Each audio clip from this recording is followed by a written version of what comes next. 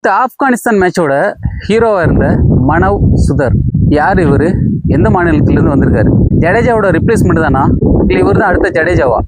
இந்த வீடியோவில் அவரை பற்றின டீட்டெயில்ஸ் தான் பார்க்க போகிறோம். வாங்க வீடியோக்குள்ளே போகலாம். வீடியோக்குள்ளே போகிறதுக்கு முன்னாடி நம்ம சேனலை மறக்காமல் சப்ஸ்கிரைப் பண்ணுங்கள், சப்போர்ட் பண்ணுங்கள். மனவ் சுதர் ராஜஸ்தான் பிளேயருங்க அவர். இவரோட பவுலிங் ஆக்ஷன் எப்படி இருக்குன்னு பார்த்தீங்கன்னா, லெஃப்ட் ஆர்ம் ஆர்த்தோடாக்ஸ் பவுலர் தான் அவர், லெஃப்ட் ஆர்ம் பேட்ஸ்மேன். 2022-23 ரஞ்சி சீசனில் ராஜஸ்தானுக்காக 6 மேட்ச்சில் விளையாடி 6 மேட்ச்சில் 39 விக்கெட் எடுத்திருக்காரு. அவரோட ஆவரேஜ் என்ன அப்படின்னு பார்த்தீங்கன்னா 20.33 இருக்காரு. ராஜஸ்தானுக்காக விளையாண்டு அந்த சீசனில் அதிக விக்கெட் எடுத்த பவுலர். 2023 எமர்ஜிங் ஏசிய கப்புக்காக நம்ம இந்தியன் டீமுக்காக விளையாட செலெக்ஷன் ஆனார்.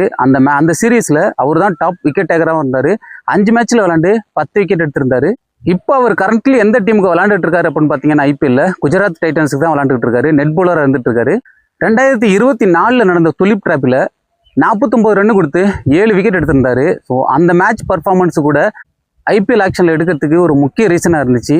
நான் சொன்ன இந்த ரீசன்ஸ் எல்லாமே மனவ் சுதர் இந்தியன் டீமுக்குள்ளே விளையாடுறதுக்கு ஒரு முக்கியமான ரீசன்.